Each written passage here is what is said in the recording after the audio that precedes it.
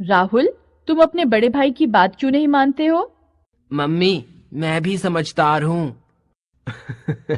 राहुल, तुम समझदार हो, पर बेटा, बड़े हमेशा छोटों के भले की बात ही कहते हैं। छोटों की बात न मानने से हंसों जैसा हाल होता है। कौन से हंस? कैसा हाल? एक जंगल में अनेक वृक्ष थे। उनमें एक बरगद के बड़े पेड़ पर हंस रहते थे। एक बूढ़ा हंस उनका सरदार था। एक बेल बरगद के पेड़ के साथ साथ ऊपर चढ़ रही थी। बूढ़े हंस ने दूसरे हंसों से कहा कि इस बेल को नष्ट कर दो, परंतु हंसों ने उसकी बात पर ध्यान नहीं दिया। बेल मजबूत होकर पेड़ के साथ लिपट गई। एक दिन दो तीन बहेलिए जंगल में आए। उन्होंने पेड़ पर हंसों को देखा तो बेल के सहारे चढ़कर पेड़ पर दो जाल बिछा दिए। हंस उसमें फंस गए। वे बचने के लिए रोने लगे। तब बूढ़े सरदार ने अपनी बुद्धिमानी से उन्हें बचाया। यदि हंस की बात मान लेते तो बहेलिये पेड़ पर नहीं चढ़ पाते। पापा, मैं भी अब से बड़ों की सब बातें मानूंगा।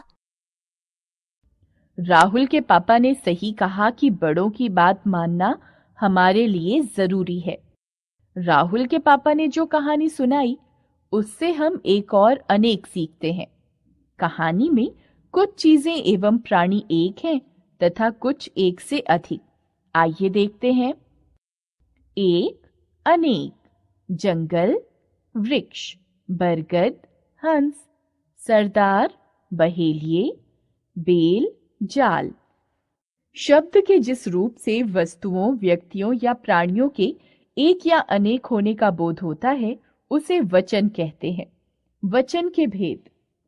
वचन के दो भेद होते हैं, एक वचन, बहुवचन। एक वचन शब्द के जिस रूप से वस्तुओं के संख्या में एक होने का बोध होता है, उसे एक वचन कहते हैं। जैसे लड़का, बस्ता, पेंसिल, कुत्ता।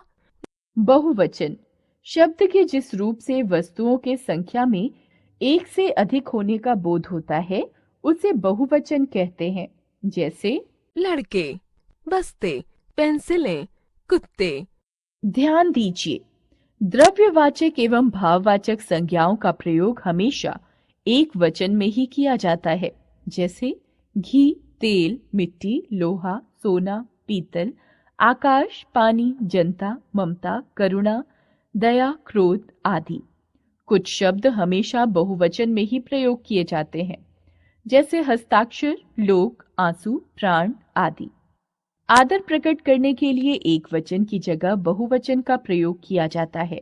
जैसे पिताजी सो रहे हैं, दादी जी बाजार गई हैं, शिक्षिका पढ़ा रही है।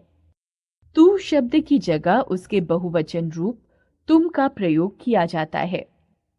संज्ञा या सर्वनाम शब्दों के वचन बदल जाने पर उनके साथ प्रयोग किए जाने वाले विशेषण और क्रिया के रूपों में भी परिवर्तन हो जाता है। वचन परिवर्तन शब्दों को एक वचन से बहुवचन में बदलना और बहुवचन को एक वचन में बदलना वचन परिवर्तन कहलाता है। वचन परिवर्तन के कुछ नियम इस प्रकार हैं। अ को ए करना। एक वचन, बहुवचन।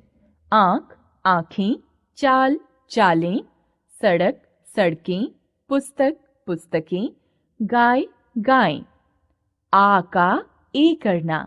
बच्चा, बच्चे, चूहा, चूहे, रुपया, रुपए, भेड़िया, भेड़िए, पंखा, पंखे।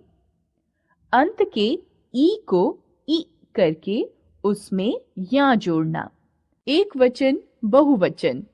नदी, नदियां, सखी, सखियां, घड़ी, घड़ियां, मक्खी, मक्खियां, पहेली, पहेलियां, कविता, कविताएं, आत्मा, आत्माएं, गाथा, गाथाएं, कन्या, कन्याएं, विद्या, विद्याएं।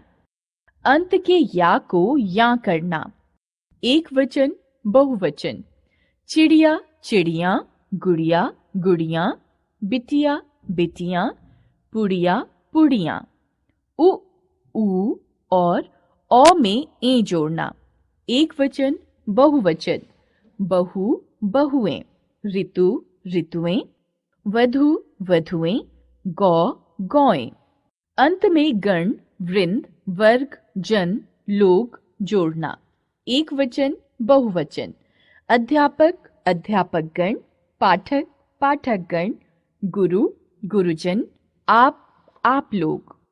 छात्र छात्रवृंद, कवि कविवृंद, मजदूर मजदूर वर्ग। हमने सीखा वचन से संख्या का बोध होता है।